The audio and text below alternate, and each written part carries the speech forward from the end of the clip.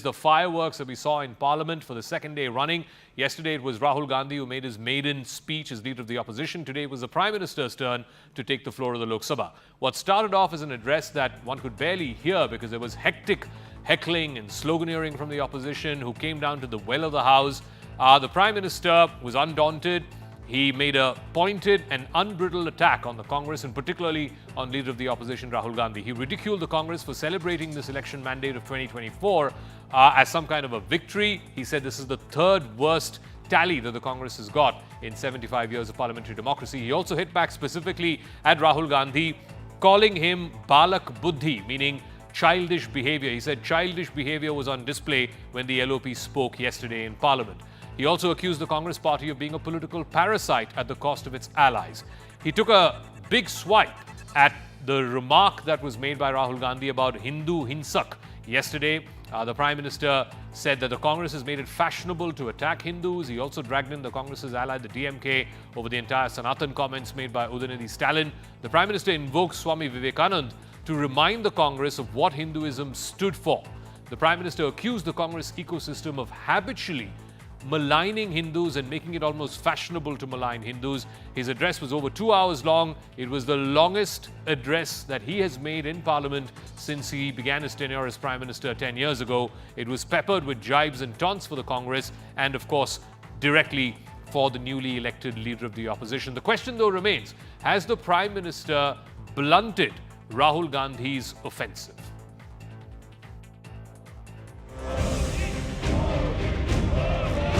किस बात की मिठाई बांट रहे हो? ये 100 में से 99 नहीं लाया, ये तो 543 में से लाया है।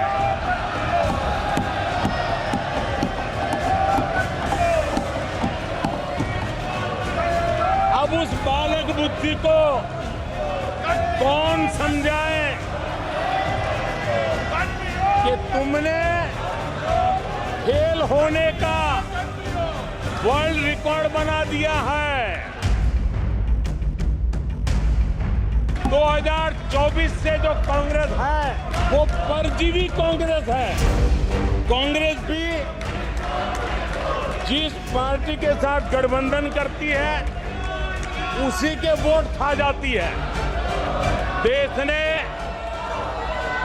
कल 1 जुलाई को खटाखट दिवस भी मनाया है। 1 जुलाई को लोग अपने बैंक अकाउंट चेक कर रहे थे कि 8,500 रुपये आए कि नहीं आए। कल यहां बालक बुद्धि का विलाप चल रहा था। मुझे मारा गया, मुझे इसने मारा, मुझे उसने मारा, मुझे यहाँ मारा, मुझे वहाँ मारा, ये चल रहा था। Entire address, which is over 2 hours and 20 minutes long, the longest by the Prime Minister in his tenure in the last 10 years, was completely drowned out by sloganeering and heckling by opposition members who rushed to the well of the House. Despite repeated attempts by the Speaker and warnings from the Speaker, they did not go away from the well of the House. I want to open this up to our panelists here in our studio. Shehzad Poonawala is National Spokesperson of the BJP. Mohan Kumar Mangalam is Spokesperson of the Congress Party. Ghanshyam Tiwari, Spokesperson of the Samajwadi Party. Rajat Sethi, Political Analyst. And Pawan Verma, Author and former diplomat, is also joining us. Let me start with you, Mohan Kumar Mangalam. You have every right to put forth your point of view, as Mr. Gandhi did yesterday in his capacity as leader of the opposition. Yes, I'm not saying that was incident-free. There were interventions by the Prime Minister, the Home Minister, other ministers, but nobody heckled him, nobody drowned him out in slogans, etc. Nobody rushed to the well of the House. Why not extend that basic courtesy to the leader of the House, to the elected Prime Minister, that at least the House be able to hear what he's saying, the people of the country be able to hear what he's saying? Zaka, I watched him speak and I could hear everything he was saying. And as far as Mr. Gandhi being interrupted seldom, clearly you and me were not watching the same broadcast when he was talking. No, I didn't say seldom. I didn't say seldom. Interrupting I didn't say seldom. They were continuously interrupting him. The benches were continuously heckling him. And I think it took 4 or 5 cabinet ministers to stand up and interrupt him. It was not an interruption-free and not even a seldom interruption. infested retort, if you will. So we just give it as good as we get it. And that's what the Prime Minister got today. He has been doing this, and the benches, the treasury benches have been doing this not now, but for the last decade. If you look at the way Parliament ran, it was run as if it was only one party in Parliament. Only, I think, about 17% of bills even went to standing committees in the last term, and 150 plus MPs were suspended. So we have a much stronger opposition now. And if you're not going to let the opposition make their point with interrupting us, without heckling us, then you will get it back. Tell me, what was the idea of all the opposition MPs rushing to the well of the House and sloganeering and trying to drown out the Prime Minister? I mean, is that your way of, ensuring that this is parliamentary participative democracy? I mean, what is the message you're trying to send? I mean, Zaka, I just told you the message we're trying to send, which is that if you are going to spend your time interrupting us, interrupting the leader of the opposition, which you didn't have for the last decade or so, interrupting him when he's making his maiden speech, heckling him, no less than the Prime Minister, which I think has never happened in our history, got up to interrupt his speech, then you will get it back from us. It's not the old weak opposition that you could just ride roughshod over. Okay, so Shehzad Poonawalla, no longer the weak opposition. I believe yesterday when Mr. Gandhi was speaking, he was interrupted 12 times, twice by the Prime Minister and 3 times by the Home Minister. So, you're getting it as good as you gave yesterday, you're getting it today. First of all, Zaka, let me use your platform to extend condolences to the families of the victims in Hathras. And Zaka, today parliamentary democracy has seen 2 sets of pictures. I'm sure you will be able to show that Prime Minister Modi, when he was addressing, at that time the opposition MPs were in the well, he offered a glass of water to one of the protesting MPs. That is one side or one template. And on the other hand, those who have been talking about Daro Mat have adopted an approach of Suno Mat. Of course, Rahul Gandhi was not interrupted, he was fact-checked. Did he not lie about MSP? Did he not lie about Agnivir? Did he not lie about other things? Forget that. I am saying that 12 fact checks were done during his 100-minute speech, but his speech was by and large heard. But what was the other side? The other side throughout the speech not only heckled, even when Prime Minister at the end of the speech, Zaka, today, when he was giving condolence message for Hathras, please play that, and I don't lie on television shows, you know that. You please play it. Even during the Hathras speech, Hathras condolence message, they were heckling and shouting, Bharat Jodo, Bharat Jodo. What has Bharat Jodo got to do with any of this? They were talking that chalo, we wanted to have the voice heard on various issues. First of all, on NEET, out of 100 minutes of LoP speech, only 4 minutes were dedicated to NEET. Just 4 minutes. Is that their seriousness about NEET? Secondly, let me go to another point. They are talking about we are very democratic. If you do this, we will do this. In Tamil Nadu Assembly, and I'm sorry to bring out Tamil Nadu, but that is also part of our country. Tamil Nadu, 65 Dalits have died.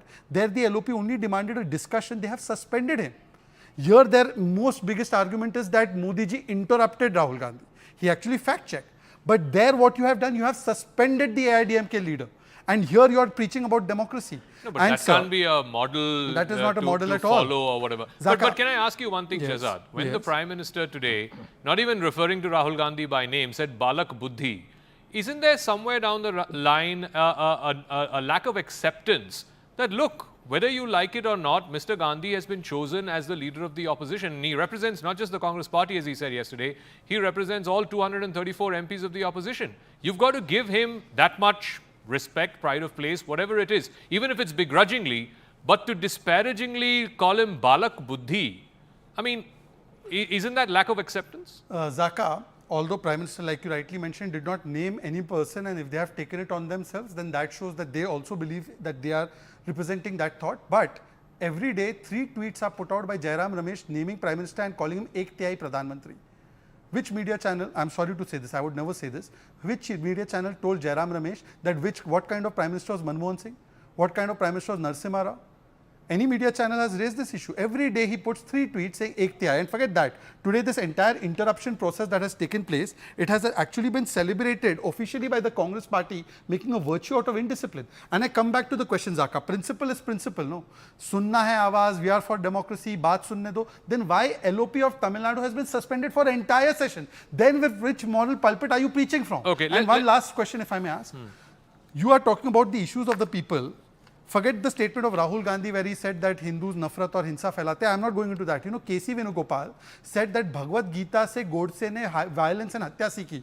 I asked Mr. Mohan, I hope he considers me as a friend. Can you say that about Quran?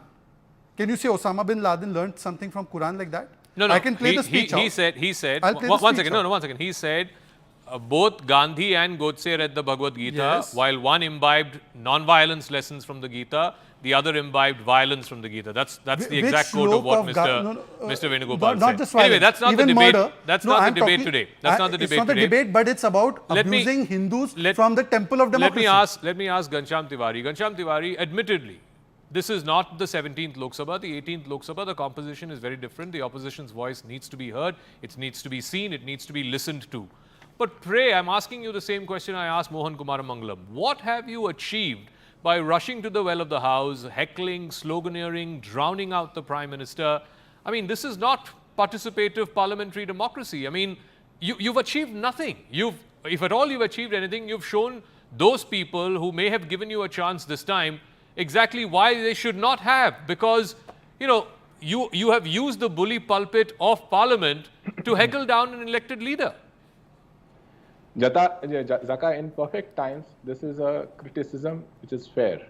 But are we in perfect times? We have a situation where the day started with the Lok Sabha Speaker expunging the most critical part of speeches where BJP is criticized. Clearly, your viewers believe, the people of the country believe, that BJP is a party that champions lies, hatred, and animosity. This is what I believe. We have seen it in repeated terms. And we saw a Home Minister who in September 2018 or sometime around that told his own BJP members in a gathering that we now have the power to spread any amount of lies. This is the current Home Minister. And today the Home Minister is saying that we are going to fact check you. Akhilesh Yadav ji said very respectfully, ये गिरने वाली सरकार है, चलने वाली सरकार नहीं, ऊपर से जुड़ा कोई तार नहीं, नीचे कोई आधार नहीं, अधर में जो लटकी हुई है वो कोई सरकार नहीं. I would have expected that all the airtime that you gave to the BJP spokesperson would be used to say that, look, the Prime Minister of India took the challenges that India faces head on. Here is what he said responsibly about the NEET exam and the continuous spate of paper leaks. Here is what he said about the continuous spate of leakages and breakages in infrastructure under his government. Here is what he said about the criticism on Agniveer. Here is how he says that his government will accept the losses that BJP made, and here is how they will tackle price rise or unemployment. And here is what he said about hatred on which BJP lost so very many quickly, words. before I go to the other two guests, your leader spoke today. He spoke, I think, about 40-45 minutes. Did any BJP MP heckle him, shout him down? Did any BJP MP rush to the well of the House? Shouldn't that basic courtesy be extended to the other side, is all I'm asking. As I said, in ideal times, yes, but BJP is far from ideal. Okay. The lowest benchmark one can achieve. I'll tell you example. Rajiv Rai, who's a spokesperson, is my colleague. He's also a member of parliament. Yes. He tweeted right after the parliament was adjourned, that he was supposed to speak after Manoj Tiwari spoke. There were 25 minutes that were still left in what was allocated to SP. But when you start treating Prime Minister as non-biological, treating him as God, as Speaker, you just run over all the time that is remaining for opposition to speak. Okay. Another member of parliament from Manipur could have spoken. Because you Zaka. want the Prime Minister to feel like a king. Then Shehzad, quick response. I need to go to Pawan Verma and Rajat Sethi after this. Zaka. Okay, got it, Ghanshyam, got it. Yeah. Zaka, Quickly, so please. now suddenly when you ask him a question, the standard becomes, but these are not perfect times. So then we could have also cited, and what is the imperfect time in Tamil Nadu? There it's not even a BJP LoP. We are talking about principle, Zaka, and he has digressed to Amit Shah saying something about WhatsApp. His own leader has said that I encourage cheating, and the anti-cheating bill was removed by Mulayam Singh Yadav. I don't want to get digressed. I want to ask you, in the perfect times in Tamil Nadu, why don't you walk the talk as India Alliance and allow the LoP to have a discussion on 65 deaths? Has any of your leaders even spoken of this? Have you spoken about what has happened in West Bengal with the women, the Talibani flogging? No, because it's inconvenient. Telangana Kisan has committed suicide on camera saying that the government has cheated me and has not come to my rescue and Congress were not taking my lines. They are talking about MSP, lying that MSP was not Let given. me go to Pawan And 10 Verma. seconds No, more. I want to bring the debate back on track. Pawan Verma, what I'm afraid of is, now this is going to be the template. Every time the Prime Minister speaks, the opposition is going to rush to the well of the House and heckle him and sloganeer him and try to drown him out. And I suspect the BJP is also going to give it back. Every time Rahul Gandhi now stands up to speak as leader of the opposition, they're going to do the same thing to him. We basically are now setting the template for what could very well be a non-functional or dysfunctional 18th Lok Sabha. Thank you, Zaka. I want to make three important points. Firstly, I have no hesitation in saying that the manner in which the Prime Minister's speech was continuously drowned out by non-stop heckling was not good parliamentary practice. And what this really means is that when now the opposition leaders speak, their voices will be drowned out by the BJP. This brings me to my second point, which is that I think Parliament in the current situation has been caught in an unending vicious cycle of bitterness. And any attempt to bridge that gap will not only not happen, but will make governance, which the common citizen is begging for, even more difficult.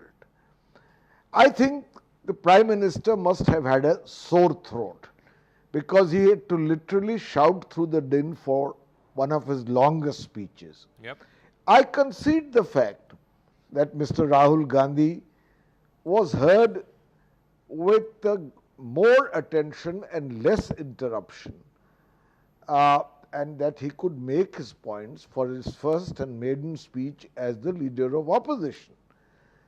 But at the same time, sometimes when the presiding officers are less than impartial or browbeat the opposition into sticking to an agenda which is more suitable to what the government would like, I feel there is a sense of frustration in the opposition.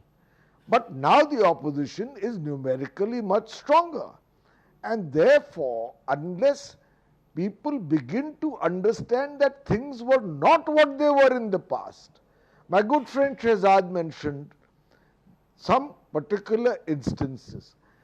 So many can be cited by the opposition as well, when with a brute majority in the Lok Sabha and a managed majority in the Raj Sabha, issues that the opposition was asking for were not discussed. Issues were not sent to select committees, and bills were rammed through without appropriate discussion, with presiding officers behaving almost as if they were servants of the treasury benches. These are not good and healthy parliamentary practices. Okay. The third point I want to make is that I think the Prime Minister's speech fell into the trap laid out by the opposition. This is in addition to the point that we are discussing, but I think it's important. The Prime Minister could have referred to the speech of the leader of the opposition, in fact gone to the extent of congratulating him for finally having become one, with as much irony and sarcasm as he could muster. But the Prime Minister, instead of focusing the bulk of his speech in attacking the Congress and Mr. Rahul Gandhi, did exactly what the opposition wanted, whereas the people of India would have liked to hear from the Prime Minister his vision of what he has himself defined as Viksit Bharat. This is what I am going to do, and not converted the debate where in a way there is an equivalence now between him and Rahul Gandhi, which is precisely what Rahul Gandhi and the opposition want. Congress I think that's a fair point. But Rajat, I think the bigger point, Rajat Sethi, is that the opposition is basically telling the treasury benches that, look, you cannot run the 18th Lok Sabha like the way you ran the 17th Lok Sabha, which means that the government has to go that extra mile. If the opposition is asking for an extra day for a debate on NEET, and surely everybody agrees, given what we've seen in the last few weeks, NEET is a very, very pressing public issue, then the government must go out of its way to have an extra day of debate on NEET. If the opposition is saying, why can't you accommodate one more MP from Manipur to speak in the 10 or 20 minutes that was left because of the pressing situation in that state, then the treasury benches, the government, the floor managers of the government have to go that extra mile to accommodate the opposition because they are 234. They are not 52 like they were in the previous Lok Sabha. See, Zaka, allowing, on one side, telling the BJP that the ground has changed, it is a different Lok Sabha, the strengths are different, is one thing. But ensuring that every rule in the book is torn apart and every path of confrontation is adopted is another thing. I think where Congress and the opposition led by the Congress party is attempting at is theaterization of the parliament. They want to see that as a classic case wherein they want to bring in an optical illusion that they are the ones who are calling the shots, wherein the BJP they do not want to give the space to the BJP to even come out and address the motion of thanks to the president's speech, by the way. This was an occasion where you could have allowed Prime Minister Modi to speak and then go out and puncture his agenda the way you like to do in a responsible opposition. The point is, opposition has been given a mandate to sit in the opposition. They have been rewarded with certain amount of political capital. How do they utilize this political capital? How do they spend it? On what issue they want to spend it, and how they want to waste it on theatrics is up to them. But remember, this is not an infinite amount of political capital. They need to be judicious about it. They need to ensure that they are responsibly picking up issues and taking it to a logical conclusion. My point is that aren't there parliamentary rules to raise issues like Manipur, issues like NEET, etc.? Can't you follow the rule book for once? Can't you come out and show that this is what a responsible opposition looking to get an even bigger mandate in 2029 can look like? Their contention is we've been moving adjournment motion after adjournment motion. The government does not concede. But I think the point that Pawan Verma made, please Shahzad respond to that. I think what is happening is that with the Prime Minister responding every time to the leader of the opposition, Rahul Gandhi, I don't think is enhancing his own stature. It is Rahul Gandhi's stature which is being enhanced. If you look at television channels coverage, newspapers coverage, we are showing two frames. One frame has Mr. Modi, the other frame has Mr. Gandhi. Inadvertently, unwittingly, whatever have you, fact is that these are the only two people who are on the frame now. May I first pay a compliment to my good friend Pawan Verma ji. Pawan Verma ji, if covering up the nakedness of somebody's hypocrisy with a fig leaf of your objectivity as an art, you are the prime artist, sir. Sir, because, and please don't feel insulted by that, it's a compliment I'm paying to you, because please tell me, sir, where did we refuse to accommodate them on discussion in NEET? The speaker, in fact, told the leader of opposition that please provide a notice and we will discuss it in the BSc and immediately give you the accommodation. But NEET could have been discussed in your entire motion of thanks speeches. You could have made it all 100 minutes about NEET, all few hours that you had as opposition about NEET. How much did you actually speak about NEET? Less than 5%, as I've given you with one example. 100 minutes may say 4 minutes. But having said that, sir, because you were in Parliament and at that time I used to serve as OSD also, sir, do you remember the category of presiding officers who Rajiv Shukla went up to and said, adjourn the House? You're talking about alleged mics being switched off. Rajiv Shukla went and told the chair of the House, adjourn the House, it was adjourned. Andhra bifurcation bill, the telecast of the proceedings was stopped. You are talking about institutions being followed and giving both sides a fair hearing. You remember, sir, right now, please, sir, with all your objectivity at your command, please tell them to show this objectivity in the Tamil Nadu Assembly. I'll keep bringing you back there because Dalit lives do matter. They don't just matter for Rahul Gandhi's poll gimmickry, they matter even in reality. Okay. Would you please ask the opposition members to show the accommodation in Tamil Nadu? Pawan Verma to respond. Yeah, Pawan Verma to respond. Thank you, Shahzad, for your somewhat backhanded compliment. But I speak what I believe is true. It can be interpreted in any way you like. I was the first to say that I think the Prime Minister should have been provided the opportunity to be heard in a more civilized manner. But for every situation, if the answer is to cite a similar wrong committed in the past or elsewhere in order to justify it, can we ever as a country move beyond the blame game? Just one line. Yes, Mr. Rajiv Shukla whispering into the ears of the presiding officer was wrong. But equally, the speaker on his first attempt as presiding officer, having just been elected, reading out a condemnation from the chair of the emergency, I think it was not appropriate if you are trying to have a house which has a consensus. It could have been raised by the treasury benches. Okay. Why must the speaker do it? Okay, I'll come to you in 1 second. Let me just give a yeah, point by point rebuttal. No, you answered the question that he asked. I've got limited time. I've got 3 minutes to wrap up. So, Mohan Kumar Mangalam, the other contention that's been raised against Rahul Gandhi, the BJP obviously has raised this in a big way, is that you have insulted, the leader of the opposition has insulted Hindus by saying Hindus are hinsak, and जो लोग अपने आप को हिंदू बुलाते हैं, वो 24 घंटे हिंसा, हिंसा, हिंसा, नफरत, नफरत, नफरत की बात करते हैं. A, what was the need for Mr. Gandhi to say that? B, you are again playing into the BJP's own game. You're falling into the BJP's own trap. Zaka, I'm feeling it's really unfortunate that I even have to clarify this, given that Mr. Gandhi clarified what he was saying right after the Prime Minister stood up.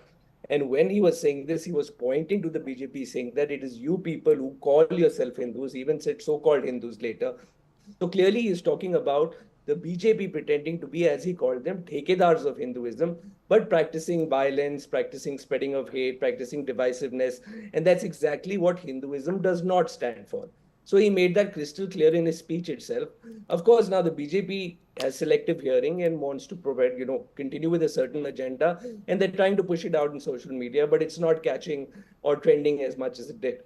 Now, I'll just say one thing. I can respond to everything that my Chair said, including Tamil Nadu Assembly, because I'm actually from the state of Tamil Nadu. But instead, I will say that this Prime Minister, in his entire speech, it sounded like every single speech he's given before, in that he's continuing to drive the car while looking in the rearview mirror. And he's almost had one accident. He's been brought below majority, and he still doesn't seem to want to learn from it. He's still going back into history. Of course, there's a whole bunch of truths and half-truths and lies in his speech. But that aside, I really would have preferred to have the Prime Minister focus on the issues of the day and not just tell the students who have, gone through all this hardship and had their NEET cancelled and there being a paper leak, just that, don't worry, we're going to take care of it on a war footing. Okay. That isn't sufficient.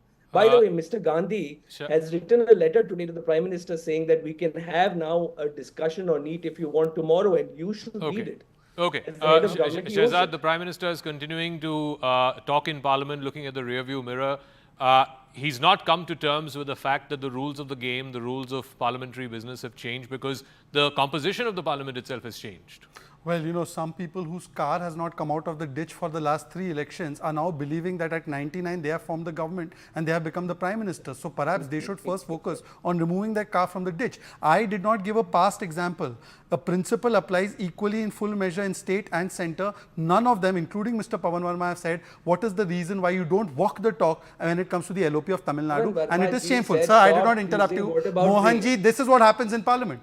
I heard everything they said, but they will interrupt me. Now, please listen to the points I'm making. Please, sir, I did not interrupt you. Secondly, forget Rahul Gandhi's statement today. You are saying it's been misinterpreted. Who said mandir jaane wale ladki ko chhedte? Who said Hindu terror? Who said saffron terror?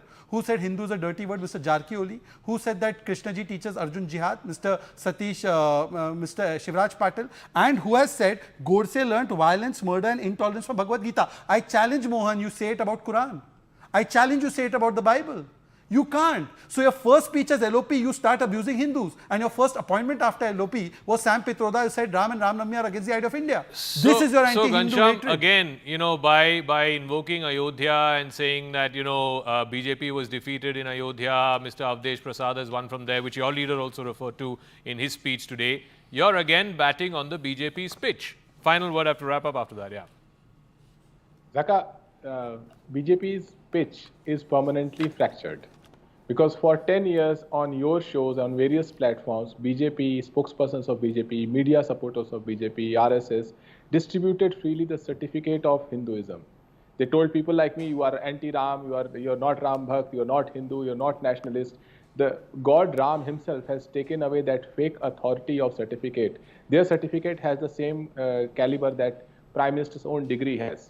No one believes in it. So they don't have the certificate to offer today who is Hindu, who is not. It is clear that BJP got that certificate by abusing other people, by bringing hatred, by bringing falsehoods. If one thing that will go out from this parliament is the opposition spoke about the needs of the people, including Akhilesh Yadavji speaking about need. Prime Minister spoke 3 sentences on needs, 3 sentences in a 2-hour, 35-minute lecture where time was snatched away from opposition members, from a member of Manipur. He did not properly address even Manipur, for that matter, and everybody was shouting Manipur. Okay. This One line parliament, after- 18th Lok after Sabha, wrap- Prime Minister wrap cannot up. escape the Even that if the they nation deny, even if they keep denying that we have a numerical victory, the ideological victory is such that those who were having garv on killing the Ram Bhakts today are quoting about Ramji ki Janbhoomi. We have not lost Ramji's Janbhoomi. By the way, we won Ayodhya Vidhan Sabha. Okay. You won Faizabad, but you compared Raja Ayodhya to your MP. Okay, That shows that you Rajat, don't Rajat, respect one Ram. line, 10 seconds after wrap up after that, please. I honestly believe that, for the past 10 years, you've seen somewhat of productivity, somewhat of semblance of working together. I believe over the next 5 years, this doesn't become the template for every session getting washed out in the well of the House. I'm afraid that that hope might be belied very soon, but we'll leave it at that. We hope that that is not the case, that this does not become a template for when the Prime Minister speaks or when the LoP speaks, that we hope that Parliament will see healthy discussions and debates as it should. That's a wrap. Thank you very much to all our guests. We will continue to focus also on what's happening in Hathras. 116 people are now confirmed dead.